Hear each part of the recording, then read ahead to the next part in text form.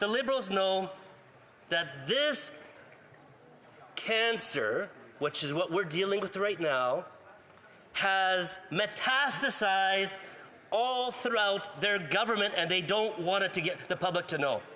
Thank you, Mr. Speaker. So I hope all honourable members will forgive me. I allowed the honourable member to exhaust his time for his 10 minutes of his 20 minutes for a speech. When we resume debate on this matter, he'll have 10 minutes of questions and answers. Statements by members. Déclaration de député. L'honorable député de... The honourable member for Guelph. Thank you, Mr. Speaker. Every day in Canada, 30 individuals are diagnosed with Parkinson's disease, and more than 100,000 people in Canada are now living with Parkinson's, including my sister Paula and my wife Barbara. There's currently no test to confirm Parkinson's, and diagnosis can take a time. There's currently no cure. Tomorrow between 9 a.m. and noon, in Wellington Room 310, I'm pleased to co-host a roundtable with Senator Green and Parkinson Canada, where we'll all discuss the growing economic burden of Parkinson's, innovative care models, and current research to improve the lives of those diagnosed with Parkinson's. I'm proud to support research into neurodegenerative diseases like Parkinson's and Alzheimer's through our federal budget. Every Parkinson experience is unique. Together we can ensure a full and vibrant life with Parkinson's is still possible. Thank you, Mr. Speaker. The honourable member from Kelowna Lake Country. This Veterans and Remembrance Day week, let's take a moment to recognize those who have bravely served Canada in times of war, conflict, and peace. We gather at Remembrance Day services to honour and pay tribute to Canadians who made the ultimate sacrifice defending democracy and human rights around the world, as well as those who continue to serve today. By remembering, we pay tribute to Canadian Armed Forces and RCMP members who serve to defend our values and freedoms. Kelowna Lake Country has British Columbia Dragoons, 39 Signal Regiment, Royal Canadian Legion Branch 26 in Kelowna and 189 in Oyama, and Army, Navy, and Air Force Veterans in Canada Unit 367, who all play roles supporting veterans and their families and help educate the next generation. The Field of Crosses display, a multi-partner community service memorial project in Kelowna City Park, is an impactful visual reminder of those who made the ultimate sacrifice. And Buying Poppy supports our local veterans. May we never take their sacrifice for granted, lest we forget. The honourable member for Vimy. Mr. Speaker, today, on this HoC Day, we paid tribute to the courage of Greece, the cradle of democracy, for its steadfast refusal in the face of tyranny. In 1940, a resolute no, HoC, from Greece's Prime Minister Metaxas to the Axis powers ultimatum was a choice to protect Greece's sovereignty and democratic ideals from fascist and Nazi tyranny that had swept over Europe. This stance was not only a military decision, but a powerful moral one. Greece, with its rich democratic heritage, became a beacon of resistance, reminding nations everywhere of the profound cost and importance of liberty. In a world overshadowed by authoritarian regimes, Greece's defiance in history reminds us of the importance of protecting both freedom and democracy.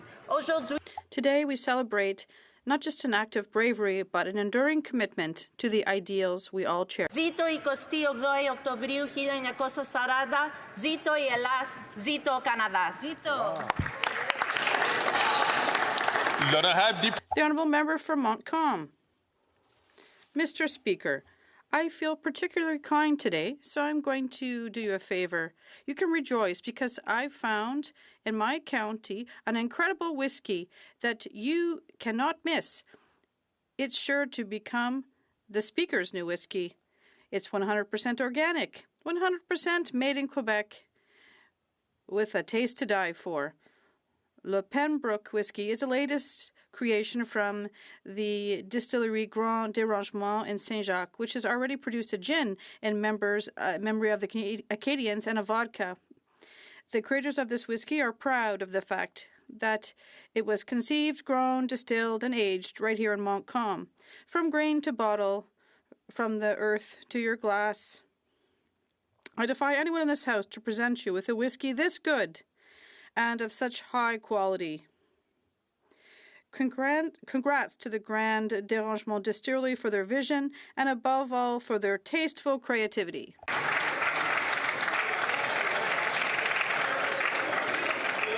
Santé. To your health. The Honourable Member for Bourassa. Mr. Speaker, the Governor-General of Canada, Her Excellency, the Right Honourable Mary Simon, has awarded me 20 coronation medals from His Majesty Charles III. I would like to present the recipients for their outstanding contribution to Canada. Madouanika Fanor-Cadet, Deborah Cherenfant, Connie Cusano, Louis-Edgar Jean-François, Gracia Kasoki-Katawa, Manuel Mathieu, Stéphane Morin, Émilie Nicolas, Jean-Ernest Pierre, Frédéric Pierre, Lucie Santosh Rodrigues, Chantal Rossi, Beverly Salomon, Nathalie Sanon, Ronnie Sanon, Comlanté Cedro, Édouard Stacco, Rodney Saint-Éloi, Martine Saint-Victoire. Toutes mes félicitations. Congratulations to all of them. The Honourable Member from Calgary, Forest Lawn. After 9 years of this Liberal NDP government, everything is broken. Their failed and woke policies made Canadians poor and broke Canada's economy, sending 2 million Canadians into a food bank. The housing minister first broke immigration and now housing, as he doubled rents and mortgages. He brought record amounts of newcomers to Canada without available homes, jobs, or health care. The finance minister broke the economy as GDP per person is in decline for 6 consecutive quarters, meaning weaker paychecks, higher prices, and less competition. And this Prime Minister broke Canada by making Liberal insiders rich while ignoring the cost of living, housing, and crime crises he created. They called anyone who questioned these radical policies racist, even though the Prime Minister did racist blackface more times than even he can remember. Common sense Conservatives will unleash the economy, bring home powerful paychecks, and lower prices by axing the tax, building the homes, fixing the budget, and stopping the crime, and bringing home the Canada that we all once knew and still love. We're going to bring it home, Mr. Speaker. The Honourable Member for Saint Laurent. Mr. Speaker. Around the world celebrate the famous no, HoC, which refers to the response given by the Prime Minister of Greece, Ioannis Metaxas, on October 28, 1940, to an ultimatum given by the Axis forces to allow them to enter Greece in order to occupy strategic locations within the country. Metaxas replied with the words, "Then it's war." The rejection of this ultimatum led the Axis forces to attack Greece. They expected it to fall quickly, but Greek resistance pushed Italy back in less than a month and forced Hitler to change his plans, delaying his invasion of Russia by at least 2 months. Sir Winston Churchill, if there had not been the virtue and courage of the Greeks, we do not know which the outcome of World War II would have been. Today we honor the Greek heroes who fought with courage to defend our values. Zito η Ελλάδα, zito Καναδάς, χρόνια πολλά σε όλους τους Έλληνες. The Honourable Member for Markham Unionville. Thank you, Mr. Speaker. I rise today to address the serious issue of foreign interference in Canada. Recent RCMP investigations have uncovered evidence linking agents of the Government of India to violent criminal activities on Canadian soil, including targeting of South Asian Canadians. Mr. Speaker, this interference is a direct threat to our national security and public safety. In Markham Unionville, home to a vibrant South Asian community, families are fearful and community leaders are concerned about intimidation. No Canadian should live under the threat of foreign interference or violence. Canada will not tolerate any nation threatening our people or undermining our sovereignty. 6 Indian diplomats have been expelled, and we urge the Government of India to cooperate fully with our investigation. We will always defend our values, protect our citizens, and uphold the laws of the land. Thank you, Mr. Speaker. The Honourable Member from Northumberland, Peterborough South. Mr. Speaker, this Prime Minister is not worth the cost. The record of 9 years as NDP Liberal government will be one of waste, corruption, and no respect for Canadian taxpayer dollars. This legacy will include $400 million slush fund, which violated its own conflict of interest policy 186 times. A 223 in-flight catering bill for one trip for this Prime Minister. The Parliamentary Budget Officer estimates the Liberal government will run a $46.8 billion deficit this year. The Liberals have missed their own spending target by $7 billion, meaning that they have blown away all of their fiscal anchors, leaving Canadians adrift amongst a fiscal nightmare. Enough is enough. This runaway spending and corruption train must be stopped with a carbon tax election so that Canadians can elect a common-sense Conservative government that will fix the budget and end this inflationary spending. The honourable member from Sault Ste. Marie. Speaker, attempts at foreign interference unfortunately have become a reality in Canada and around the world. Whether it's the Indian government's involvement in serious criminal activities against Canadian citizens or Chinese, Russian, and Iranian attempts to influence, our country and our leaders must be prepared to confront these challenges head-on, and that is what leaders do. They take these issues seriously. They learn about them, and they work with our national security officials to prevent them. They do not stick their heads in the sand. The leader of the Conservative Party is the only leader in this House who has chosen not to obtain the security clearance needed to review the intelligence that could keep Canadians safe. Will the leader of the official opposition come out of hiding, get the security clearance, take the security brief, and keep Canadians safe? Thank you very much, Speaker.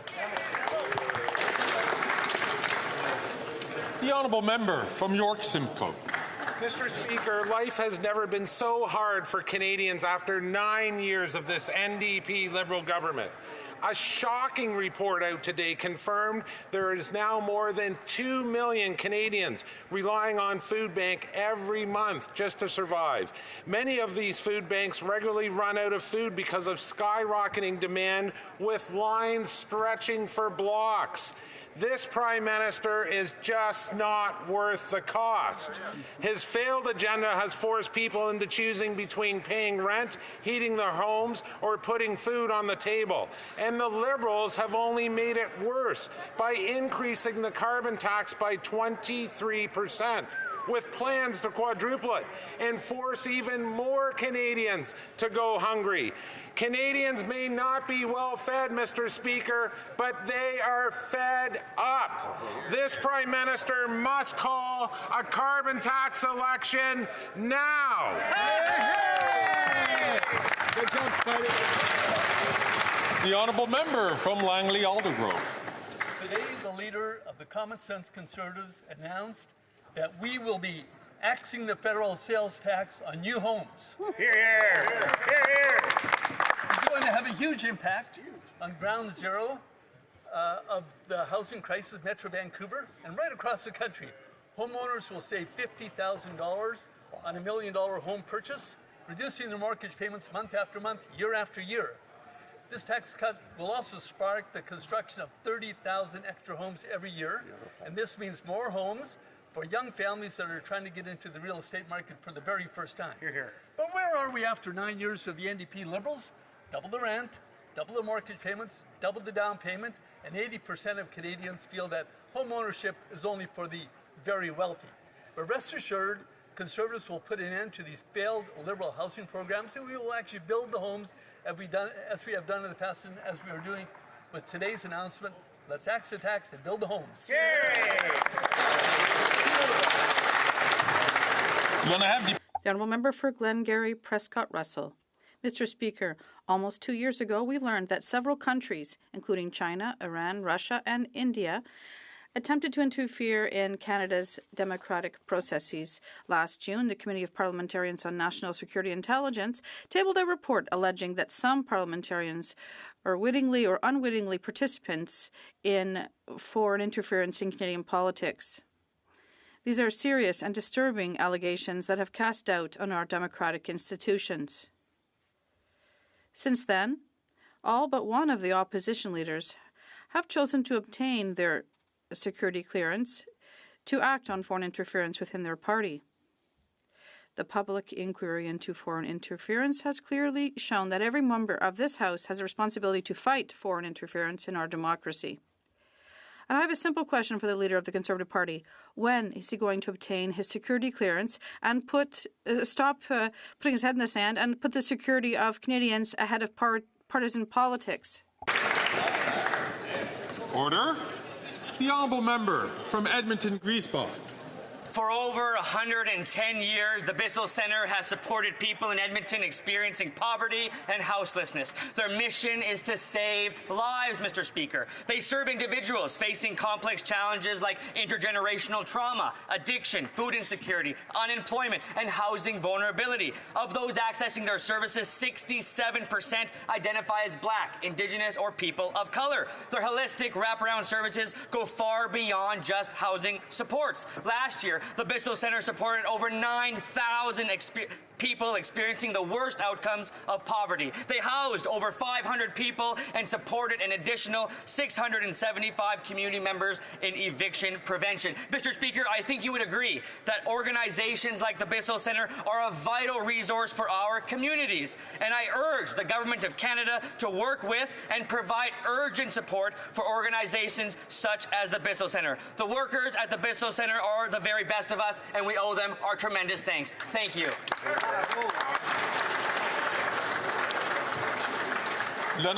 The Honourable Member for Terrebonne. Mr. Speaker, proud of my Quebec and Peruvian roots. I'll start again. Mr. Speaker, proud of my Quebec and Peruvian roots, I'd like to highlight the importance of Latin American Heritage Month. Throughout the month of October, I think of my mother born in Peru and who, after completing her doctorate in the U.S., chose to settle in Quebec, embracing the Quebecois vision of a strong social fabric, resilience, and tolerance. Latin Americans are the second largest ethno-linguistic immigrant group in Quebec. As October draws to a close, let's acknowledge the significant impact of these communities made up of people like my mother. From Mexico to Chile and the Caribbean, the richness of their cultures and their vibrancy can be felt throughout Quebec. By highlighting their unique contribution to Quebec society, we are reminding ourselves of our commitment to an inclusive and cohesive society. As the Spanish often say, diversity enriches us. Thank you. The Honourable Member from Parry Sound, Muskoka. After 9 years of this NDP Liberal government, Canadians know they're not worth the cost of housing. Nobody makes more money on housing than governments, and Canadians are paying the price. But the good news is that common sense Conservatives will deliver results. A Conservative government will axe the tax on new homes sold. On an $800,000 house, this tax could save a homeowner $40,000. That's $2,200 a year in mortgage payments. A common sense tax cut like this will lead to an additional 30,000 homes being built each year. In Ontario and British Columbia, government charges account for more than 30% of the cost of a new home. And the federal government takes the biggest share of that. Mr. Speaker, that's just wrong. After 9 years of this NDP Liberal government, 80% of Canadians now believe that home ownership is only for the rich. This Prime Minister has doubled the rent, he's doubled mortgage payments, he's doubled the down payment. Common sense Conservatives will bring home real solutions to the housing crisis that this Prime Minister created.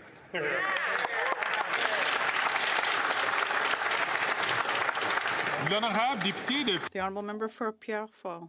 Mr. Speaker. Every MP is a representative of Canada in this House. Each and every MP has a responsibility to protect against foreign interference in our democracy. For the few who lead political parties, that responsibility to defend and protect our democracy is much heavier. Yet the Conservative leader refuses to get his security clearance so that he can see top-secret documents.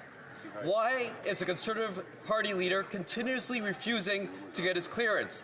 Out of all 5 party leaders, all but one, the Conservative leader has refused to be security cleared. What is he hiding? What is he running away from? The Conservative leader in no way, shape, or form is qualified to be critiquing our government on matters of national security. He must not and should not have a single day in government. This is nothing but common sense. Oral questions. Questions orales. The Honourable Member from Regina Capel. To this NDP Liberal government, it's clear the Prime Minister is not worth the cost of housing.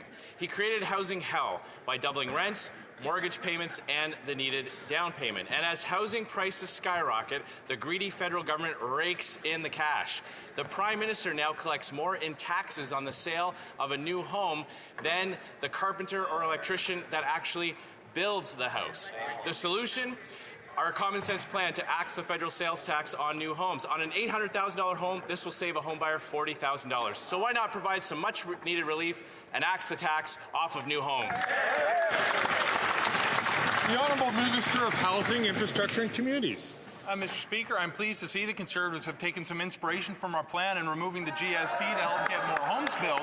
But what's completely unacceptable is how they say they're going to pay for it. And this is telling about their strategy across a range of policy areas. They want to cut the programs that are going to deliver housing for low-income and middle-class families today, just like they plan to cut the programs that are going to provide dental care for families who need it, like they plan to cut the programs that will deliver birth control to Canadian women for free, like the way that they oppose programs to support seniors with pensions, students with student loans, and families with the cost of raising kids. It's time to build, not cut. Hear, hear. The Honourable Member from Regina Capel. Mr. Speaker, actually, the Liberals' own housing advisor said that the Liberal plan is, quote, turning out to be nothing more than a heist of tax dollars flowing from the feds to municipalities. They fund bureaucracy and photo ops, not build new homes. It used to be in this country that it took 25 years for the average family to pay off their house. Now it takes 25 years just to save up for the down payment. Our plan on an $800,000 home will save a new home buyer $2,200 a year in mortgage payments. $800,000 used to buy you a mansion. Now you're lucky if you get 4 walls and a roof in Toronto and Vancouver. So why not adopt our plan and axe the tax off of new homes? The Honourable Minister of Housing, Infrastructure and Communities. Mr. Speaker, when he says adopt their plan to cut the supports for cities who are going to build home, their plans to cut the money that's actually going to build the infrastructure to make home building possible. He talks about bureaucracy. He must not have read the line in his own plan that says that they want to hire new bureaucrats just to run a snitch line if you don't like your neighbor's housing policies. They came up with this stuff on the backside of a napkin after Googling housing for 5 minutes. When you actually talk to the people who have experience building homes, they will tell you how to get it done. We're going to follow the advice of the people who are building homes and talk to the people who have lived experience with housing needs. The Honourable Member from Regina Capel. This from the minister who admitted at committee that his housing plan doesn't actually build homes. Their plan funds bureaucracy and photo ops. And the more the Liberals spend, the less they build and the more Canadians have to pay. Since this Prime Minister started giving hundreds of millions of dollars to city politicians, housing starts are down. They're down 10% in Ottawa, 15% in Winnipeg, and down 20% in Vancouver and Toronto. So why won't the government adopt our common sense plan to build the homes by axing the tax? The Honourable Minister of Housing, Infrastructure and Communities. Mr. Speaker, a point of clarification. Housing starts this year are actually up year over year, but up tens of thousands over the last time the Conservatives were in office, when their current leader actually had responsibility for the agency that manages housing in this country. But Mr. Speaker, to drive home the point that is most essential here, when they came up with a new idea on housing, they said they are going to pay for it by cutting programs that build middle-class and low-income housing for families right across this country. They want to cut housing, they want to cut health care, they want to cut supports to families, and that is completely unacceptable. The Honourable Member for Mégantic-L'Érable. After 9 years, the Liberal bloc isn't worth the cost of housing. The Liberal bloc has doubled the cost of rent, mortgage payments, and down payments. The federal sales tax adds $50,000 to the cost of houses that cost $1 million. Common sense Conservatives will axe the federal sales tax on new homes for an $800,000 home. That means buyers will save $40,000. That's $2,200 per year in mortgage payments. The Liberals, supported by the Bloc, will they axe the GST on housing, or will they continue to fund programs that only deliver photo ops? The Honourable Deputy Prime Minister. Mr. Speaker, during a rare press conference, the Conservative leader gave an honest answer about his plan to make cuts. He said, we are going to cut programs, 2 for sure, and others that are underway. Under the Conservatives, Canadians will have fewer homes built more slowly. They'll have more costly visits to the dentist, later retirements, and families will have fewer supports. These cuts are completely unacceptable. The Honourable Member for Mégantic-L'Érable. Mr. Speaker, the Liberals' housing advisor said this morning that the Liberals' photo ops plan the plan to accelerate home building is useless and inefficient. You know, we've always assumed in Quebec that young people would be able to dream of having a home, but unfortunately, after 9 years of the Liberal bloc, the boss of Desjardins has confirmed that young people are going to have to wait 10-15 years longer than their parents before becoming homeowners. They won't be young anymore by the time they can afford a house. We need to get going. A generation is waiting. When will the Liberal bloc accept our common sense proposal to axe the GST on new homes? The Honourable Minister of Tourism and Economic Development. Once again, Mr. Speaker, the Conservative Party is giving a clear example of how, for everything they want to put in place, they're going to make a cut somewhere else. So, healthcare, social programs, and now today they're saying that they're going to cut the housing accelerator. Mr. Speaker, how can this member who comes from Quebec tell the government of Quebec that he wants to cut 8,000 affordable social homes in Quebec? Because that's what he's just told Quebecers today, Mr. Speaker.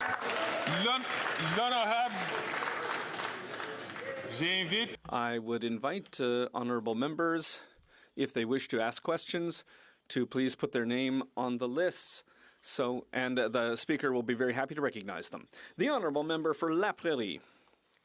Everyone in Quebec is worried about our ability to welcome so many asylum seekers. But the number of asylum requests might go up because there are elections coming up in the United States in 8 days, and Trump has promised, as he said yesterday in New York, that as of day one, he'll launch the biggest program of deportation in the history of the country. He said he would deport up to 18 million people. Many Americans are very worried about this, but it should also worry the federal government.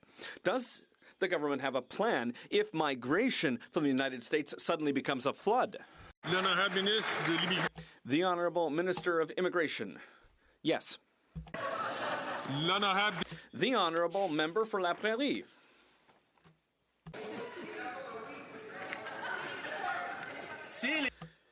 If people are afraid of being deported by Trump, they might wish to leave the United States. They could be many to consider going north instead of south. And remember, the last time that Trump promised deportations, it started off what we saw at Roxham Road, and we're still living with the consequences of that 7 years later. Governing means planning. It's not just saying yes. So, without assuming what the results of the election will be, can the government please reassure us that there's a plan in case there's a massive increase in the number of asylum seekers, and not just say yes? The Honourable Minister of Immigration Citizenship. Well, once again, Mr. Speaker, yes, we have a plan. The reality is that we've always managed the border with the United States, and it'll continue to be that way after the upcoming election. The Honourable Member from Vancouver East. Abortion care is under threat in Canada. Women don't want more liberal talking points. They want protection. Women and gender diverse people are seeing hateful anti-choice rhetoric creep into Parliament, spread by the Conservatives under their leaders' watch. That's right. Clinic 554 closed in New Brunswick, and abortion care across Canada has been chipped away at. So while the Liberals' words are nice, their lack of action is dangerous. Yeah. Will the Liberals stop their grandstanding and start making sure every person in Canada has equal access to abortion care? The Honourable Minister of Health.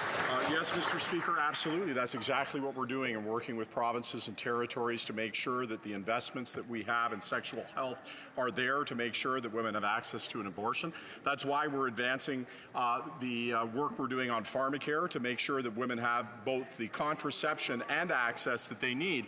But on the point, and this is an extremely important point, when the Conservatives have such a huge number of people in their caucus who are anti-choice, who are standing up against women's rights, we have to call that out.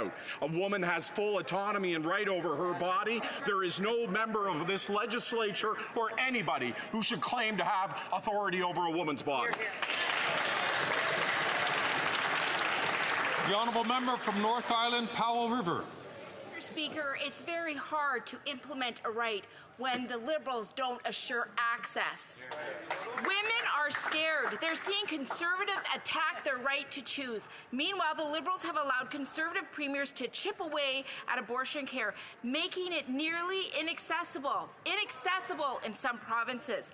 When women and gender-diverse Canadians are sick of hearing these pretty words from the Liberals, and they sure don't want their health care in the hands of the Conservatives.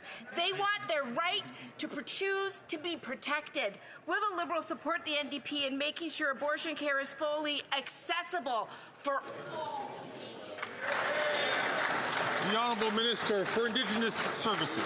You know what puts women's right to abortion care at risk, Mr. Speaker? A Conservative caucus over there with a third of their members having been greenlit by anti-choice organizations across this country, members across the aisle who have voted consistently for backdoor anti-abortion legislation, and a leader that will not stand up for the rights of women in this country. That's what's putting the risks of women's health at great jeopardy in this country, and we're not going to stand for it, Mr. Speaker. The Honourable Member from Foothills. After 9 years, the NDP Liberals just aren't worth the cost. Today, Hunger Count revealed more than 2 million Canadians went to a food bank in March, up 6% from the previous year, and food bank use has doubled since 2019, and a third of those relying on food banks are children, meaning millions of Canadian families can't feed their kids. The NDP Liberals increased the carbon tax 23%, leading to record-breaking food bank use. They're not done. They want to quadruple that tax. Will the Prime Minister end the suffering he has caused and call a carbon tax election? The Honourable Minister for Families, Children and Social Development. Mr. Speaker, we recognize that we've been living through expensive times, and that's exactly why we've made investments in Canadians and their families. Investments like the Canada Child Benefit, Mr. Speaker, introducing the Canada Disability Benefit, increased investments in housing, Mr. Speaker. The Leader of the Opposition has continued to oppose us at each and every step, and now has announced his plans to cut even further. We will fight for Canadians, Mr. Speaker. The Honourable Member from Foothills. I'm glad at least one Liberal minister understands Canadians are living in expensive times that their policies caused. But let me help her with her answer. Food insecurity in Canada is up 111%. 2 million Canadians went to a food bank in a single month. Food inflation is a staggering 37% higher in Canada than it is in the United States. The Parliamentary Budget Officer already confirmed what Canadians know: the carbon tax is all pain, no gain. Will the Prime Minister stop his tax tricks and give Canadians the treat of a carbon tax election this Halloween? The Honourable Deputy Prime Minister and Minister of Finance. Mr. Speaker, we have known for a very long time that the Conservatives are crying crocodile tears when it comes to the most vulnerable in Canada. And today, the Conservative leader actually admitted it. He said, and I quote, "We're going to cut 2 programs for sure and more beyond that." So now we know they're going to cut childcare. They're going to cut the Canada Child Benefit. They're going to cut dental care. They're going to cut pharmacare. They're going to cut support for seniors. That is unacceptable. We won't let them do that. Although the Chair couldn't hear, there was some back and forth. I'm going to ask Honourable Members please not to take the floor unless recognised. The Honourable Member from Calgary, Forest Lawn. After 9 years of the Liberal NDP government, they're not worth the cost or hunger. Food Banks Canada came out with a report that more than 2 million Canadians visited a food bank in March, a 6% increase from last year. 1 in 5 of those food bank users are workers, 70% are renters, and as Canadians' incomes decline, this government doubled housing costs and rent. Canadians' incomes are lower than they've ever been. And starving Canadians further that this woke NDP Prime Minister will quadruple their carbon tax scam. Why not just call a carbon tax election now and let Canadians decide? The Honourable Minister of Health. Mr. Speaker, the truth is that everywhere in the world, the costs of living have been incredibly difficult to deal with. And the Conservative solution to cut the things that provide vulnerable people support will put them in a much worse position. And let me put it into clarity. The earlier question referenced the United States. Do you know in the United States that the life expectancy is 5 years lower? Did you know in the United States that the average citizen has 6 more years in illness and disease? That's what their cuts would bring. That's the truth of what they're offering, and that's why we oppose their agenda. The Honourable Member from Calgary, Forest Lawn. This is the health minister that brought scurvy back to Canada. And they don't want to talk about the 2 million Canadians that they sent into a food bank in a single month, a third of which are children. They don't want to talk about going down the path of their radical plan to quadruple the carbon tax when they know 1 in 4 Canadians are already skipping meals and 1 in 5 food bank users are workers. They also don't want to talk about the fact that their plan was to always double housing costs. Why don't they just do everyone a favor? Why don't these economic arsonists stop gaslighting Canadians and call a carbon tax election now? The Honourable Minister of Health. Mr. Speaker, what else is back? Tuberculosis, measles, syphilis. Why does this happen? It's because the slogan machines on the other side, diving deep into the threads on Reddit, are creating and spreading information that confuses the health landscape and means that things that we had long put behind us come back. We cannot afford the kind of misinformation and the kind of nonsense that they spin, not only because it is not true, but because it put lives at risk, Mr. Speaker.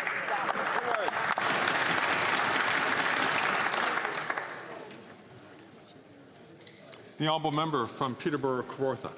After 9 years, the NDP Liberals are not worth the cost. Today, Food Banks Canada released their 2024 hunger count, and the stats are heartbreaking and record-breaking. Over 2 million Canadians used a food bank in 1 month.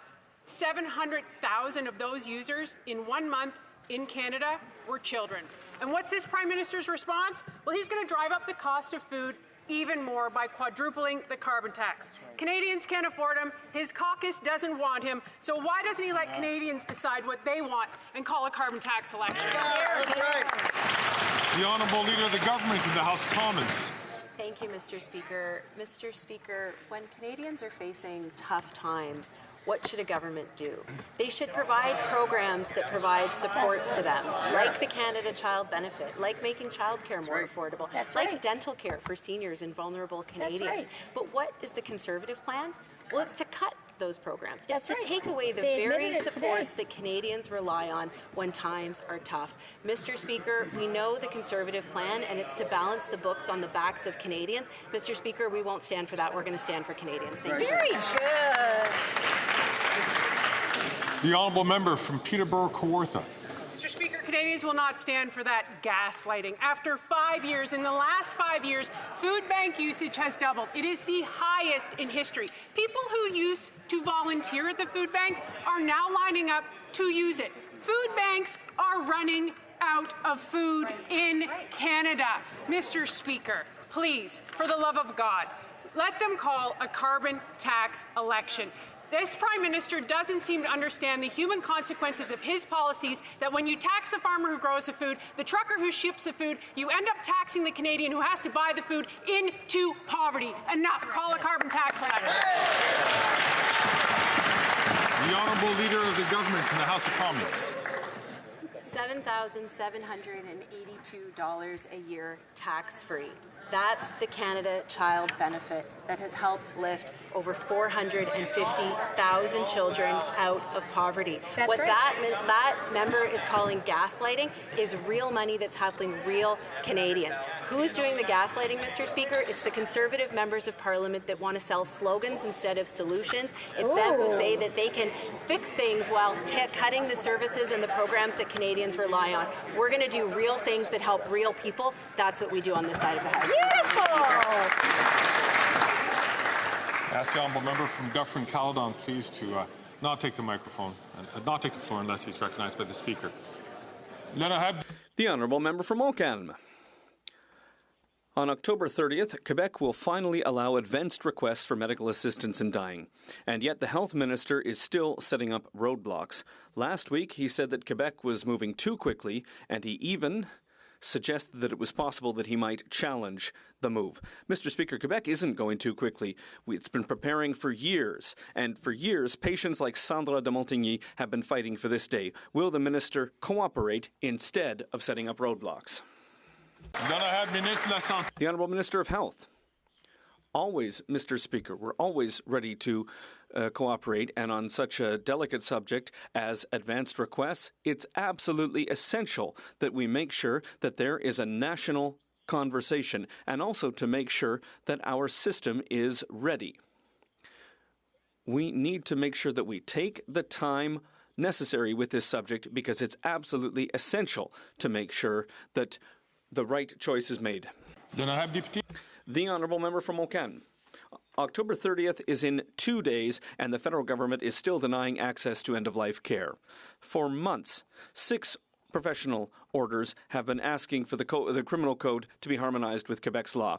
We're 2 days from the deadline, and because the federal government has done nothing, there are doctors who are worried about the legal limbo around this issue. Will the federal government modify the criminal code and stop endangering access to care for sick patients? The Honourable Minister of Justice and Attorney General. I appreciate the question and I appreciate the member across the way and his hard work on this issue. What I want to note is what the Minister of Healthcare said a moment ago. We are very aware of what the government of Quebec wants to do. We are also aware that we need to consult all the other provinces to make sure that we move forward with a national consensus on this issue. That is the best way to move forward. It's the method that we've used so far. We'll continue to work this way. The Honourable Member from Okan. The Bloc Québécois isn't calling for preferential treatment in the criminal code. It's a way forward to make sure that there's a proper legal framework in place for end-of-life care. Our bill, C-390, would allow provinces that have set a law and which are ready to move forward without risk with advance request. It respects the rhythm that the provinces are working at. It shows respect for healthcare professionals and respect for patients who want to make decisions regarding their own body and their own care. The government's been dragging its feet for a year and a half. When will it act? The Honourable Minister of Health. Well, thank you, Mr. Speaker. And I have, I really appreciate the work that my colleague across the way has done. I lost my grandmother to Alzheimer's. It was very, very difficult for my family. I understand this subject. It's a truly delicate subject, and it's absolutely essential that there's a national conversation. And I need the time to speak with my counterpart in the provinces and territories and to make sure that the system is ready, Mr. Speaker. The Honourable Member from Battleford, Lloydminster. Mr. Speaker, after 9 years, the NDP Liberals are simply just not worth the cost. Low-income Canadians are now spending 80% of their income on housing and food. The NDP Liberals' housing and food inflation is forcing millions of Canadians to rely on food banks. Still, this Liberal government is hell-bent on continuing to increase the cost of groceries by their punishing carbon tax. Will the Prime Minister give Canadians the carbon tax election that they so desperately need? The Honourable Minister for Families, Children and Social Development. Mr. Speaker, on this side of the House, we're making investments to help support families and children across this country. We've seen almost 1 million families who have benefited from our $10 a day national child care program. We've seen 3.5 million families who are receiving our Canada Child Benefit each and every month, providing much-needed support. We've seen CCB help lift hundreds of thousands of children out of poverty. These are investments that we're making on this side of the House to ensure that we're there for Canadians and families. The Honourable Member from Battleford, Lloydminster. Mr. Speaker, that Liberal government is pushing Canadians to the brink, and they should be ashamed of their carbon tax fixation and that it has made life's basic necessities unaffordable. Housing costs have doubled, and food bank usage has soared past 2 million visits per month. It has gotten so dire that 30% of food banks are now running out of food. Mr. Speaker, it's quite simple. Will the Prime Minister call a carbon tax election so that Conservatives can offer Canadians some relief? The Honourable Minister Minister of Justice and Attorney General. It's getting a little bit difficult to take anything seriously that comes from that side of the House. If there was an actual volition to address child poverty, maybe they wouldn't have sent checks to millionaires and then taxed that money back. If there was an actual volition to address child food security, maybe they would get behind the National School Food Program. All they know is cuts. And what does that mean? That means cuts to taxes if you're rich and cuts to services if you have less. That's not what we stand for on this side of the House. We'll continue to fight for Canadians. The honourable member from Cumberland Colchester. After 9 years, the NDP Liberals are not worth the cost, and Canadians are hurting. This government has made life miserable for Nova Scotians with their crushing carbon tax that has increased food prices by 23%. And of course, on top of that, they plan to quadruple the carbon tax. What's the result? 53% more Nova Scotians are going to food banks now than 5 years ago. Almost 40,000 Nova Scotians rely on food banks every month, 12,000 of whom are children. Will the Prime Minister call a carbon tax election? The Honourable Minister for Housing, Infrastructure and Communities. Mr. Speaker, it is extremely difficult to take a question of that nature from a Conservative member who himself goes on trips worth tens of thousands of dollars, sipping $1,700 bottles of champagne, while at the same time comes to Ottawa so he can oppose policies that give free food to kids in school. Hear, hear.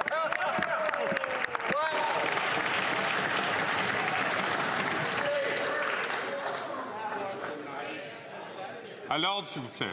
Order, please. The Honourable Member for Rosemont-la-Petite-Patrie. Mr. Speaker, do you know how many people need help from food banks simply to eat? Just guess a number. That number is 2 million people, Mr. Speaker. That's an increase of 90% in 5 years. While people go hungry and community groups collapse, the Liberals aren't doing anything. Happy with their results. When will they have the courage to take on the ultra-rich who are stuffing their faces while people are starving? The Honourable Minister for Public Services and Procurement. Thank you, Mr. Speaker. I'd like to say we need to have courage and heart.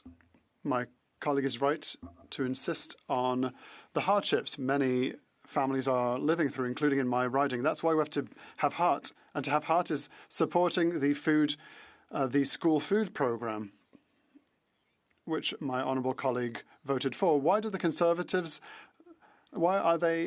Conservatives against breakfast clubs in schools, associations in my riding that feed children every single day? Why do the Conservatives call them bureaucratic? From Port Moody, Coquitlam. From Halifax to Port Moody, Coquitlam, all Canadians should be able to get where they need to go on public transit. But for people living with disabilities, public transit often comes with barriers. The Liberals told people with disabilities they'd make sure cities had funding for accessible transit. But just like with every Liberal promise, it's been delayed and forgotten. Will the Liberals finally deliver the promised funding for accessible public transit, or will they keep leaving persons with disabilities behind? Good question. The Honourable Minister for Mr. Speaker, Housing, Infrastructure and Communities. For her question. It's important that we make investments in public transit because we know the disproportionate impact it has on low-income families, on seniors, and yes, Canadians living with disabilities. We're moving forward with what will be the largest investment in the history of this country when it comes to public transit. Exactly. This includes new baseline funding that will provide long-term, reliable allocations of funding to municipalities that will be made available, information will be made available to those partners over the next number of weeks. We are also launching large regional plans to allow massive expansions and significant new investments in active transportation, zero emissions vehicles, and yes, transit systems that will be accessible to make sure that every Canadian has the ability to navigate their needs in their community.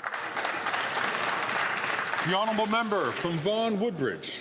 Mr. Speaker, foreign interference poses a real threat to Canadians and our democracy.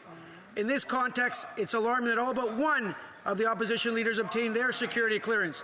I have a simple question for the leader of the Conservative Party. When is he going to get his security clearance, address risk within his own party, and put... I'm just going to make sure that the Honourable Member has 17 seconds left on the clock, but as you know, questions in question period need to be directed toward the administration of government. The Honourable Member. Mr. Speaker, foreign interference poses a real threat to Canadians and our democracy. In this context, it's alarming that all but one of the opposition leaders obtained their security clearance. Mr. Speaker, to the federal government, what are we doing to ensuring that the security of our democracy is protected and ensuring that all opposition leaders get their security?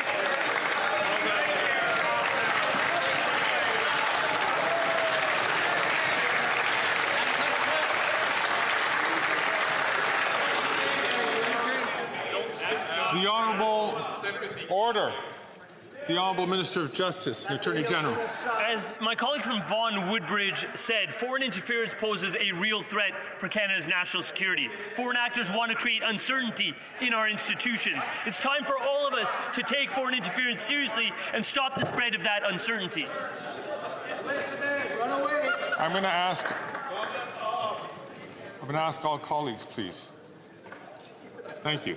The Honourable Minister of Justice from the top. Mr. Speaker, as my colleague pointed out, foreign interference poses a real threat to Canada's national security.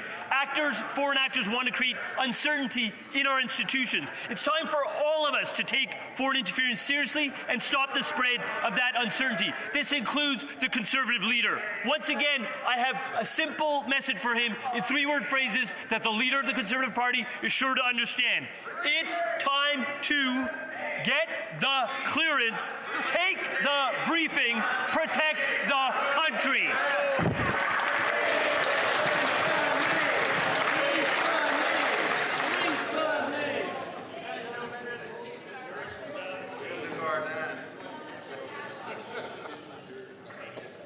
The Honourable Member from Kelowna Lake Country. After 9 years of these NDP Liberals, they are not worth the cost of housing. They doubled rent, doubled mortgage payments, doubled down payments, and homeless encampments have opened in record numbers across Canada. Most young adults believe they will never afford a home. The federal GST adds a staggering cost to home costs, and the Common Sense Conservatives said today that we will axe the federal sales tax on new homes sold. For example, on an $800,000 house, this will save home buyers $40,000. Wow. Will the NDP Liberals axe the federal tax on housing, or will they continue to fund their housing photo op programs? The Honourable Minister of Housing, Infrastructure and Communities. Mr. Speaker, I thank the honourable member for her question. It's interesting because she represents a part of Kelowna. I was in Kelowna a year ago last week to announce the Housing Accelerator Fund would be contributing $31.5 million to her community. What her leader actually announced this morning is that he's going to cut that fund. She is now in the awkward position of defending an increase of taxes to her constituents of $31.5 million. Mr. Speaker, on this side of the House, we're going to advocate for programs that get homes built, not for cuts to the communities that we represent, which is simply shameful. The Honourable Member from Kelowna Lake Country. Mr. Speaker, the Liberals' own housing advisors said this morning that the Liberals' photo op fund, the so-called Housing Accelerator Fund, is either pointless or ineffective. And this government has spent billions of dollars. And in fact, housing starts are down by Canada's two largest cities, 20% in Vancouver and Toronto each. Under this NDP Liberal government, housing costs have doubled, rising faster than any other G7 country. And this is a made-in-Canada issue. In 2015, it took 39% of the average Canadian's income to cover home ownership costs, and now it's 60%. Conservatives will axe the federal tax on new homes over $1 million. Will the government listen and... The Honourable Minister of Housing, Infrastructure and Communities.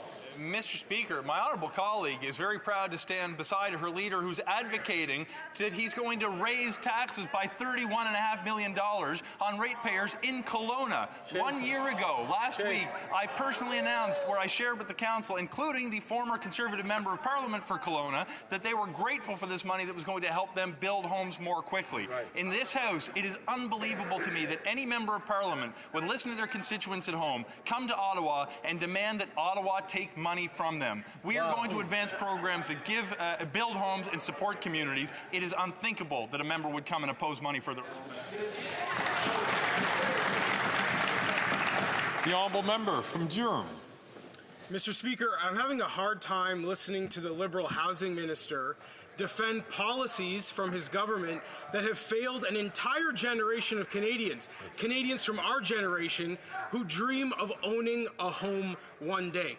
He continues to talk about the Housing Accelerator Fund, but the Liberals' own housing advisor describes this fund as nothing more than a heist of tax dollars flowing from the feds to the municipalities. That's right. We know the NDP Liberals have turned their backs on a generation of Canadians. When will they stop overtaxing housing so young Canadians can buy a home? Not good question. The Honourable Minister of Housing, Infrastructure and Communities.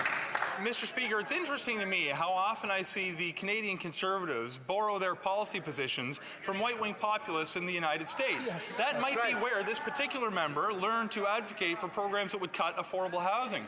Perhaps it was when he was chatting with his roommate at Yale Law School that he learned how to oppose programs that were going to provide birth control to Canadian women. Maybe it's his engagement in the United States that causes him to deal with the policies to legalize assault-hire firearms. Mr. Speaker, in this House, on this side of the House, we will advocate for policies that build more homes more quickly, not oppose them at every turn.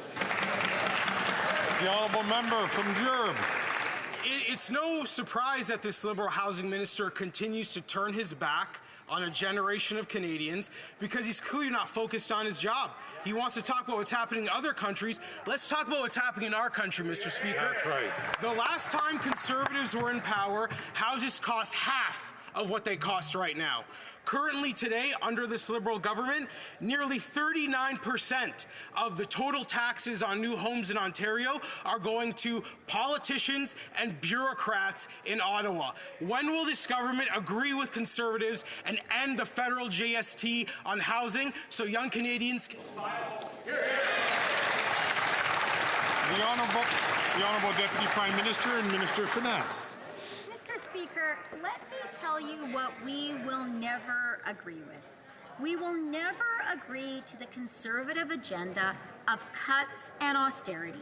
Cuts that will hit the most vulnerable hardest. And Mr. Speaker, the Conservatives, they've been trying to hide their true colors from Canadians. But today, Mr. Speaker, the Conservative leader, he made a mistake. And he admitted what he really intends to do. I'm going to quote him. We're going to cut 2 programs for sure and more beyond that. So the question today is, what are they going to cut next? And we know it, everything that Canadians...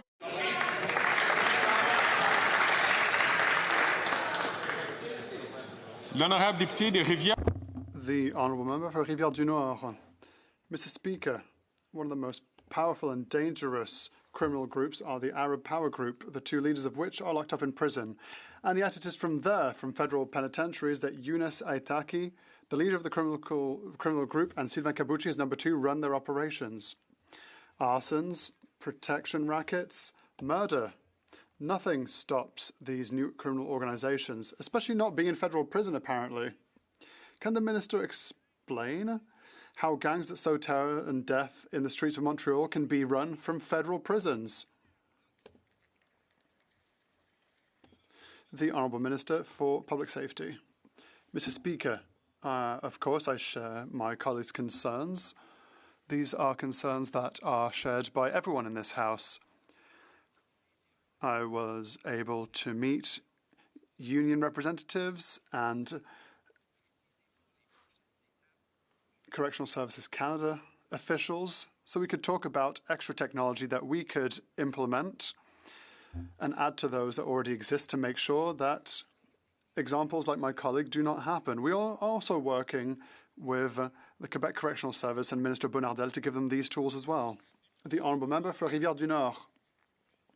Mr. Speaker, according to Kingpin Gregory Woolley, who was himself murdered in the parking lot of a community health centre in the presence of his wife and their child, the Arab Power Group is out of control and the next gang war will be a bloodbath. The leaders are in prison and they have nothing to lose, and yet they run their criminal operations from cell phones that are smuggled into federal prisons. We know it, the government knows it, the media reports it. How is it that notorious criminals still have access to phones in prison? Why isn't the minister doing anything about it? The Honourable Minister for Public Safety. Mr. Speaker, our colleague knows full well that the government is doing a lot for this. We've invested in technology. I myself went to a federal prison in Quebec, and I saw the technology that exists. I saw how we can stop drones from reaching prisons. Of course, we won't talk about the implementing technology because the information is not public, because that would give criminal gangs information to circumvent our measures. We will continue to invest in these technologies, and we will do everything that is necessary to protect people in prisons and outside. The Honourable Member for Lévis-Lotbinière. Mr. Speaker, after 9 years, the Liberal Bloc is proving every day that it is not worth the cost of housing. The Liberal Bloc doubled rents, mortgage payments and down payments. Only the common-sense Conservatives will eliminate the federal sales tax on new homes. That's $40,000 in savings or $2,200 a year in mortgage payments on an $800,000 home. Mr. Speaker, will the Bloc-supported Liberals have the courage to abolish the federal sales tax on housing, or will they continue to fund their photo-op programs? The Honourable Minister for Tourism. Mr. Speaker, I have a question for my dear colleague across the way. What will he answer to Quebecers who, when he says that to gain access to property, he and his party will cut social and affordable housing programs? What will his answer be for Quebecers when he will have to announcement that he will cut the 8,000 social housing units in his riding? On this side of this House, we give access to housing, but we give a roof to the most vulnerable, Mr. Speaker. The Honourable Member for Lévis-Lotbinière. Mr. Speaker, under the previous Conservative government, our leader built 195,000 housing units. At the time, the proportion of a family's average income spent on housing was 39%. Today, it is 60%, Mr. Speaker. The Liberals' failed housing policies have ruined Canadians' purchasing power. Mr. Speaker, the $8 billion Liberal programs have doubled the cost of rents, mortgages and down payments in 9 years. When will the Liberals and the Bloc call an election to finally give Canadians affordable housing? The Honourable Minister for Public Services and Procurement. Well, thank you, Mr. Speaker. My colleague perhaps doesn't know this yet. He keeps talking about affordable housing. Perhaps he should check the statistics. The answer given to information asked last year, 6 affordable housing units that the Conservative leader built when he was housing minister throughout the country. So I'd like to ask him how only 6 were built. But these 6 housing units can't even be found. We've been trying to find them. We can't find them, Mr. Speaker. It beggars belief. The Honourable Member for Charlebourg-Haute-Saint-Charles. Mr. Speaker, the Office of the Privacy Commissioner has reported there were allegedly only 113 privacy breaches at the Canada Revenue Agency between the years of 2020 and 2024. But CBC Radio-Canada reports that the number has risen to more than 31,000 security breaches directly affecting 62,000 Canadian taxpayers. The CRA now claims to have issued payments totaling $190 million in connection with confirmed cases of fraud since 2020. The Minister has tried to hide this information from the public and parliamentarians. Will she allow Canadians to recoup this $190 million? The Honourable Minister for National Revenue. Thank you, Mr. Speaker. First of all, I'd like to say that fraud is completely unacceptable and that we have undertaken measures to fight it. The CRA is a target of choice because within the agency there's a lot of personal information and benefits are processed, tax returns are processed, but our systems are robust, Mr. Speaker. The agency has methods to protect, detect and block attempts of fraud. And every time there is an attempt that is detected, the person involved is noted and is informed. So we are making every effort to fight the situation. The Honourable Member for Pontiac. Mr. Speaker, over 30 years ago, the Supreme Court of Canada established the right to abortion in Canada in a safe way for their reproductive health. But today I'm concerned. I'm concerned because Conservative MPs continue to put forth petitions and bills. Some are even going to Florida to anti-choice rallies It's not their business, Mr. Speaker. Can the Minister of Economic Development today reaffirm the government's commitment to supporting women's reproductive health and women's rights as a whole? The Honourable Minister for Tourism. Mr. Speaker, when we talk about the right of women to choose, women are concerned from coast to coast to coast. I would like to commend the courage of the MP for Richmond Athabasca, who unveiled the Conservative Party's hidden agenda. He said, "I've seen a rise in the number of pro-life MPs within the organisation, strong members who influence policy. One of the Conservatives' hidden agendas is to elect anti-choice candidates and adopt anti-choice laws. On this side of the House, we're protecting the right of women, and we reject anti-choice candidates. That is what it looks like to defend women truly." The Honourable Member from Simcoe North.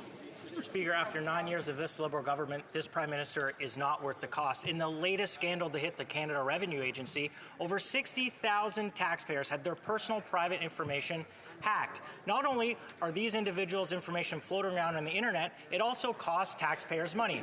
Over $190 million have been improperly paid to scam artists because of privacy breaches at Revenue Canada. Wow. Will the minister get information, call in the RCMP about this privacy breach, and so that taxpayers can be repaid? Minister Revenu National. The Minister of National Revenue. Thank you, Mr. Speaker. Fraud is completely unacceptable. We agree on this, and our government is undertaking necessary measures. The agency, is a choice of target. There's a lot of personal information, many benefits are administered, tax returns as well. But the agency systems are solid. And when there is fraud attempts, we can inform the person who's been affected. Thank you, Mr. Speaker. The Honourable Member from Dufferin-Caledon. Unifor Local 1541 has been without a contract since March of 2023, and they've been on strike for almost 6 months. The employer has called Canadian workers lazy, refused to negotiate a wage increase, refused to bargain, and is effectively trying to bust the union. The union met with this NDP Liberal minister almost 2 months ago and took the unprecedented step of asking the minister to intervene. His response: crickets. Why is this NDP Liberal minister abandoning Unifor Local 1541? Good question. The Honourable Minister of Labour and for Seniors. Mr. Speaker, the government, of course, is monitoring the situation closely, indeed daily. Mediators are working with the parties and available to assist at any time, and we urge them to continue their efforts to reach agreements. The Canadian Nuclear Safety Commission will continue to monitor this company for regulatory compliance to ensure the safety of workers, the public, and the environment. The facility remains secure. There have been no changes to the security of the site. And of course, Mr. Speaker, we will not let workers down, and we've made it repeated entreaties to the owner to return to the bargaining table. The Honourable Member from Dufferin-Caledon. I can tell the Unifor workers at Local 1541 are going to be absolutely inspired by that heartfelt response from this NDP Liberal minister.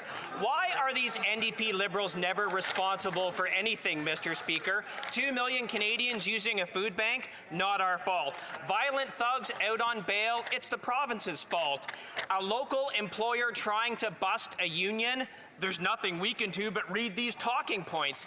If these NDP Liberals aren't responsible for anything and they can't fix anything, why don't they get out of the way and let a common sense Conservative government fix their mess?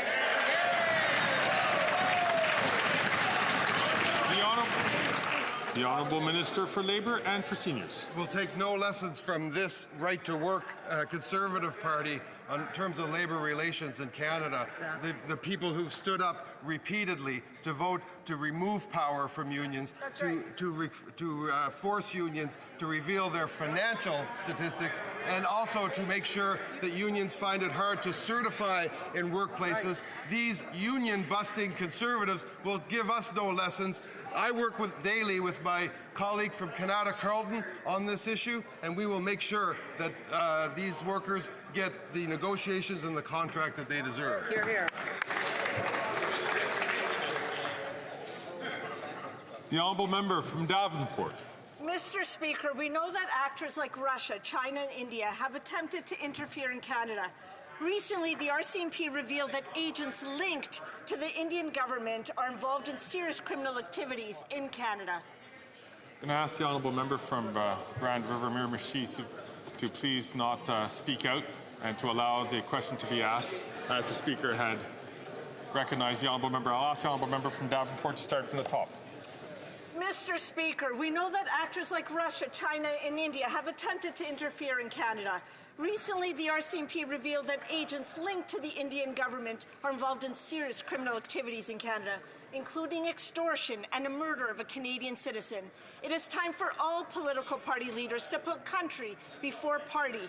My question for the government House Leader is, why won't the Leader of the Opposition do the right thing and join all opposition leaders and get a security clearance so he can act on foreign interference and protect Canadians? Right on, the Honourable Leader of the Government in the House of Commons. Thank you, Mr. Speaker, and I'd like to thank my colleague from Davenport for that really important question when it comes to protecting our national security. Mr. Speaker, when Canadians send us here, they think that we're going to do one thing, and that's putting the national security of Canada first and putting Canadians first. Mr. Speaker, every leader of a party in this place has received their security clearance except for the leader of the Conservative Party of Canada. The question is why? What is he hiding? What is he trying to protect? And why is he putting himself and his party ahead of the security of Canadians?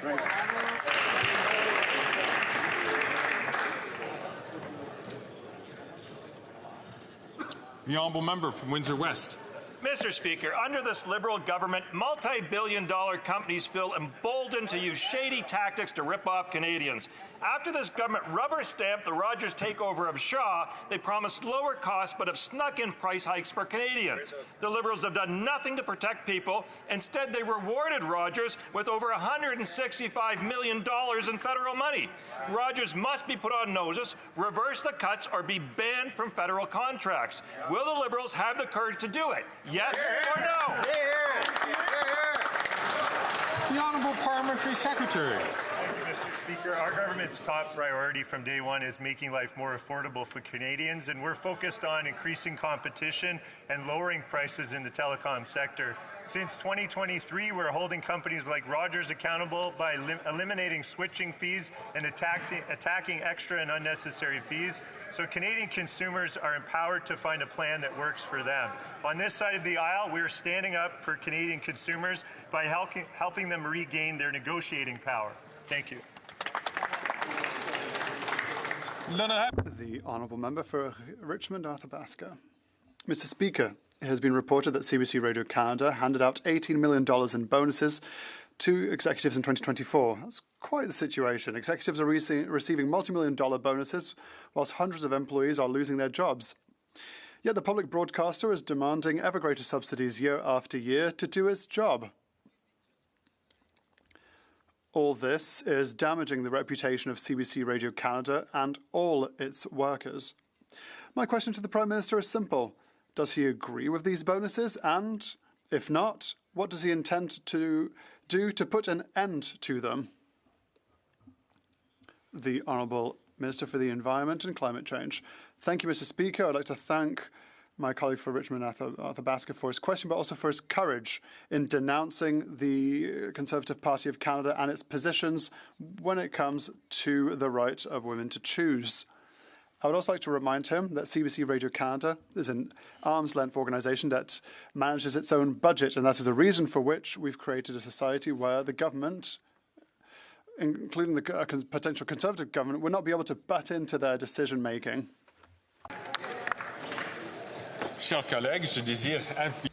Honourable colleagues, I wish to let you know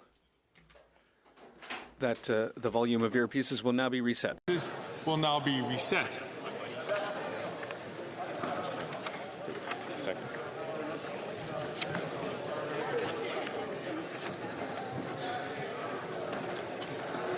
Affaire courante.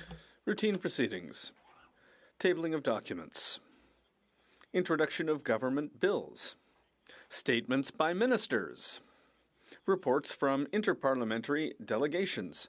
The Honourable Parliamentary Secretary to the Minister of Rural Economic Development and Minister responsible for the Atlantic Canada Opportunities Agency.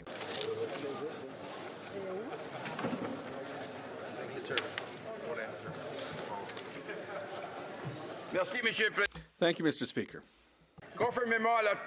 Pursuant to the standing orders, I have the honour to table to the House, in both official languages, the following reports from the Canadian branch of the Assemblée parlementaire de la Francophonie concerning its participation at the 44th Ministerial Conference of La Francophonie in